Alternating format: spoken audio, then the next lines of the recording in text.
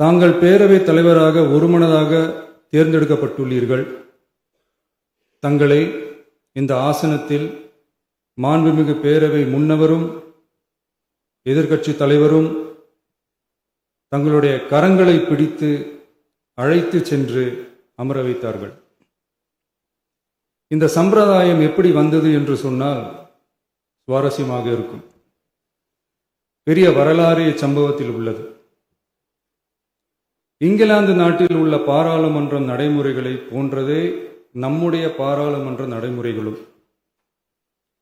மன்னராட்சி இருந்த காலத்திலேயே அங்க பாராளுமன்றம் இயங்கியுள்ளது. அக்காலத்தில் அனைத்து அதிகாரங்களையும் பெற்ற மன்னரும் இருந்தார், பாராளுமன்றமும் இயங்கியது. அங்கே மன்னர் ஒரு பணியை செய்ய வேண்டும் என்று விரும்புவார்.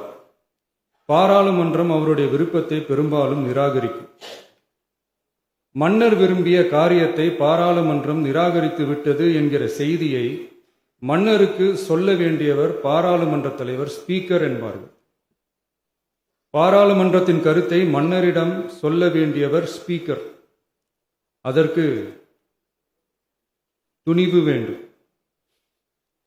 சில பணிகளை செய்வதற்குத்தான் பாராளுமன்றத்தின் அனுமதி வேண்டுமே தவிர அந்த ராஜ்யத்தில் உள்ள எந்த பிரஜைக்கும் மரண தண்டனை விதிக்கும் அதிகாரம் மன்னருக்கு உண்டு. தான் விரும்பியதை பாராளுமன்றம் நிராகரித்து விட்டது என்று சொல்லும் ஸ்பீக்கருக்கு மரண தண்டனை விதிக்கும்படி ஆணையிடுவார். தலையை வெட்டி விடுங்கள் என்று ஆணையிடுவார்கள். இது பலமுறை நடந்ததால் யாருமே இந்த ஸ்பீக்கர் பதவிக்கு வர விரும்ப மாட்டார்கள். எனவே புதிதாக பாராளுமன்றம் அமையும் போது ஸ்பீக்கர் பதவிக்கு ஒருவர் அறிவிக்கப்பட்டவுடன் அவர் உடனே தலை தப்பித்தால் போதும் என்று ஓட்டம் பிடிப்பார். அணை முன்னவரும் எதிர்க்கட்சி தலைவரும் அவரை தடுத்து நிறுத்தி அவர் கைகளை பிடித்து இழுத்து வந்து ஆசனத்தில் அமர வைப்பார்கள்.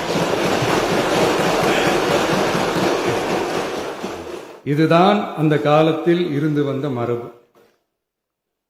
ஜனநாயக முறை ஏற்பட்ட பிறகும் இம்மரபு தொடர்கிறது. நிச்சயமாக தமிழக வெற்றி கழக உறுப்பினர்கள் அனைவருமே உங்களுக்கு உதவிகரமாகவே இருப்பார்கள் என்கிற வாக்குறுதியை இந்நேரத்தில் அளிக்க விரும்புகிறேன். பேரவையின் மாண்பையும் கண்ணியத்தையும் பேரவை உறுப்பினர்களின் கண்ணியத்தையும் காக்க வேண்டிய பொறுப்பை